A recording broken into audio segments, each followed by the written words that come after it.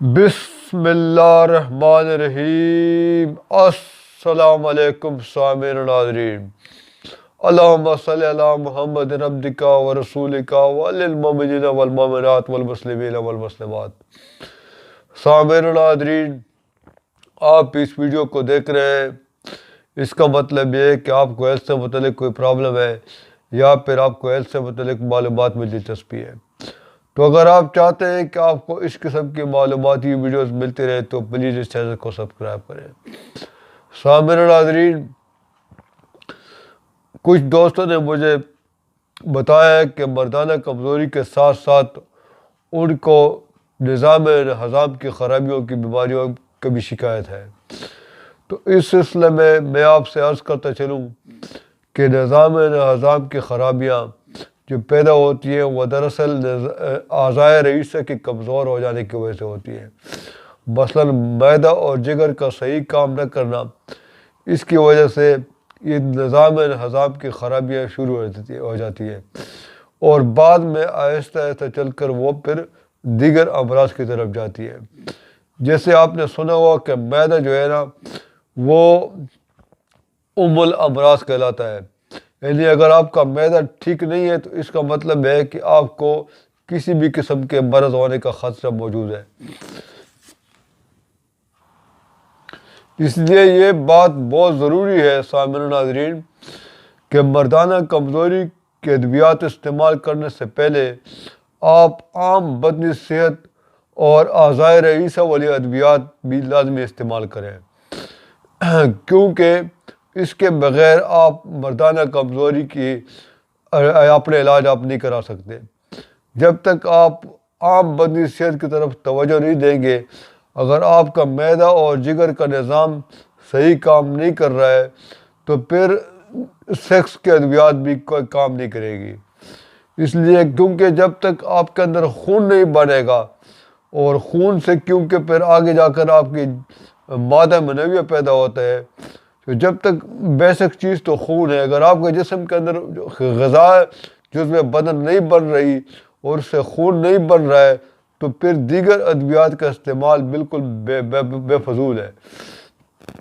اس لیے آئیے میں آج کو آپ کو ایک ایسا زبردست نسخہ بتانے والا ہوں جو آپ کی معدہ اور جگر کے نظام کو ٹھیک کرے گا اور آپ کے اندر غذا جزو بدن بنے گی اور آپ کے اندر خون بنے گا۔ جب خون بنے گا تو جسم میں طاقت پہنچے گی۔ اگر پھر بھی آپ کو مردانہ کمزوری کی شکایت ہے تو پھر آپ مردانہ کمزوری کی ادویات استعمال کریں، لیکن اس سے پہلے آپ اعضائے رئیسہ کو طاقت دینے والی ادویات استعمال کریں، جس کا میں آج آپ کو نسخہ بتاؤں گا۔ اس سے پہلے میں آپ کو چند اہم گزارشات آپ کے سامنے کرنا چاہتا ہوں، کیونکہ میں چاہتا ہوں کہ عام لوگ جن کو لوگ لوٹ لیتے ہیں، آج کل جو انتہائی مشینی دور ہے اور کیا صحیح ہے اور کیا غلط ہے اس کا کوئی پتہ نہیں لگ رہا ہے۔ تو سامعین و ناظرین، اس مشینی اور ایڈورٹائزمنٹ کے دور میں کیا صحیح ہے اور کیا صحیح نہیں ہے اس کا پتہ چلنا بہت مشکل ہے۔ یہ جان پانا ایک تعلیم یافتہ شخص کے لیے انتہائی مشکل ہو گیا ہے۔ جہاں تک جنسی امراض کا تعلق ہے، اشتہارات میں دواؤں کا زمین و آسمان کے کلابے ملا کر تذکرہ، کراماتی ڈاکٹروں کے گارنٹی شدہ اعلانات مریضوں کو اپنی جانب متوجہ کر لیتے ہیں اور اکثر ایک مجبور شخص کے ساتھ جھوٹ اور بددیانتی کا کھیل کھیلا جاتا ہے۔ اس پر ستم یہ کہ پاکستان میں طب کی دنیا بھی اشتہاری اور کاروباری بن کر رہ گئی ہے، جس کی وجہ سے کیا صحیح ہے اور کیا نہیں، کیا مرض ہے اور کیا مرض نہیں، کس مرض کے لیے کیا علاج کیا جائے، کس مرض میں اصل نقص کیا اور کہاں واقع ہوتا ہے، کس مرض کا علاج کس چیز کا تقاضا کرتا ہے اور اسے کیسے حاصل کیا جا سکتا ہے وغیرہ کا علاج کے ساتھ ساتھ علم بھی عام آدمی کو میسر نہیں ہے۔ اور اس پر مزید ستم یہ کہ اس دہائی میں اوریانی اور فحاشی کے فروغ نے باقاعدہ ایک انڈسٹری کی شکل اختیار کر لی ہے۔ الیکٹرانک اور پرنٹ میڈیا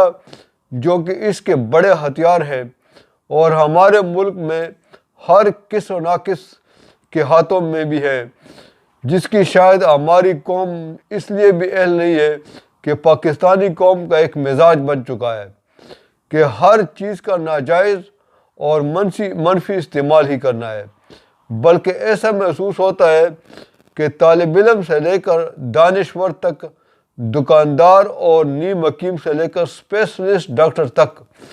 اسی ذہن سے اپنا مقام پر فرائض انجام دیتے ہوئے محسوس ہو رہے ہیں کہ وہ اپنے عہدے سے کیا ناجائز فائدہ اٹھا سکتے ہیں۔ یعنی ہر کوئی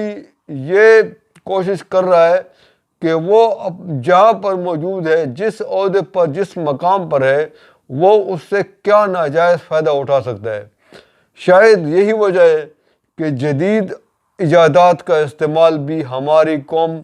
اپنے مزاج کے مطابق ہی کر رہی ہے، جو کہ فی الواقع ہمارے کلچر اور مذہب سے مطابقت نہیں رکھتا۔ یہی وجہ ہے سامعین و ناظرین کہ جنسی مریض کثرت سے نظر آتے ہیں، اور لوگ طرح طرح کی جنسی ادویات ڈھونڈتے اور دکھائی دیتے ہیں، لیکن اصل مرض کی طرف کوئی توجہ نہیں دیتا، اصل نقص کی طرف کوئی توجہ نہیں دیتا۔ تو سامعین و ناظرین، کیونکہ مجھ سے کچھ لوگوں نے رابطہ قائم کیا ہے کہ وہ جنسی ادویات استعمال کر رہے ہیں مگر پھر بھی وہ ٹھیک نہیں ہو رہے، تو اس کا مطلب یہ ہے کہ ان کا اعضاء رئیسہ کا یعنی نظام ہضم کا سسٹم کام نہیں کر رہا ہے۔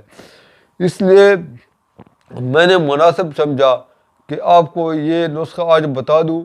کہ پہلے آپ نے اپنے نظام ہضم کو ٹھیک کرنا ہے، کیونکہ لوگوں نے مجھے اکثر یہ بتایا اور انہوں نے یہ شکایت کی ہے کہ ان کو کھانا پوری طرح ہضم نہیں ہوتا، ان کو قبض رہتی ہے، ان کو کٹی ڈکاریں آتی ہیں، ان کے پیٹ میں گیس رہتی ہے، اور طرح طرح کے پیشاب کے مسائل بھی ان کو رہتے ہیں۔ تو پہلے آپ یہ نسخہ استعمال کریں اور اس کے بعد جو ہے نا آپ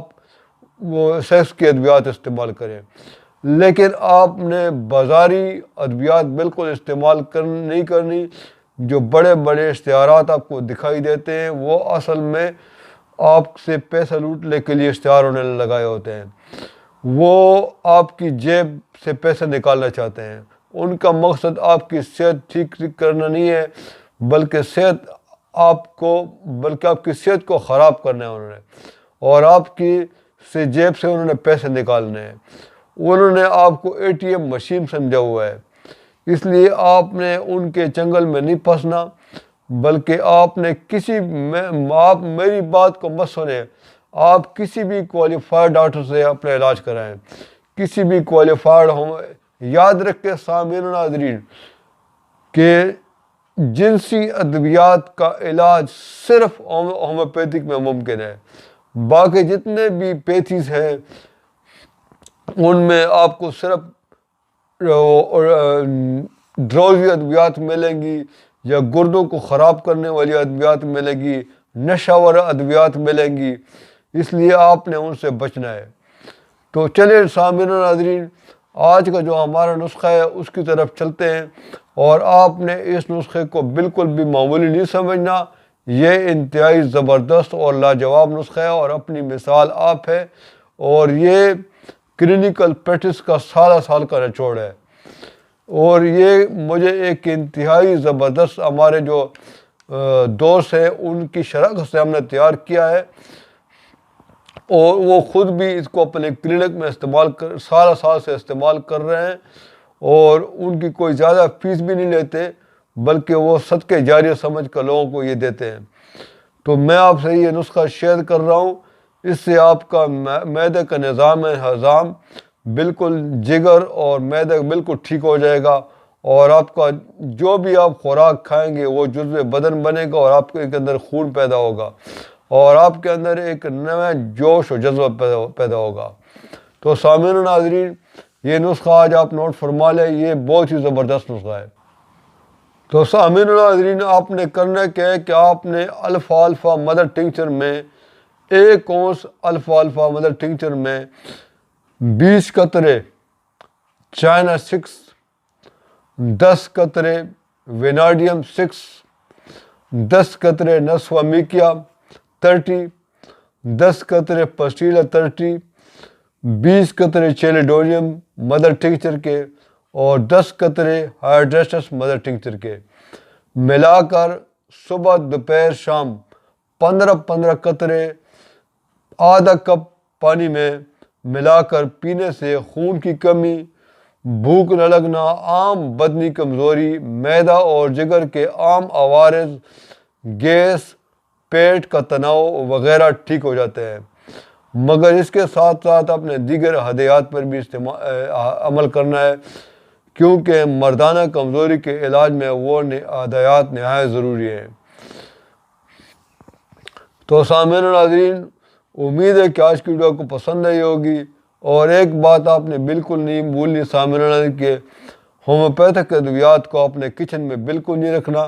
اور ہومیوپیتھک ادویات کو آپ نے خوشبو اور دھوئیں سے بچانا ہے، اور ہومیوپیتھک ادویات کو آپ نے کھانے سے آدھا گھنٹہ پہلے اور بعد میں کوئی چیز استعمال نہیں کرنی۔ ہاں، اگر آپ چاہیں تو پہلے پانی پی سکتے ہیں اور کلی بھی کر سکتے ہیں، تاکہ ہومیوپیتھک ادویات زیادہ اور اچھی طرح اثر کرے۔ اس کے ساتھ ساتھ سامعین و ناظرین،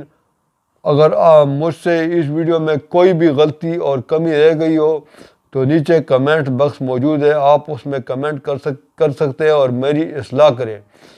اور اس کے ساتھ ساتھ ویڈیو کو لائک کریں اور شیئر کریں تاکہ دوسرے لوگوں کو بھی اس کا فائدہ پہنچے۔ تو سامعین و ناظرین، انشاءاللہ تعالیٰ اگلی ویڈیو میں دوبارہ حاضر ہوں گے، تب تک اجازت دیجیے، اللہ حافظ۔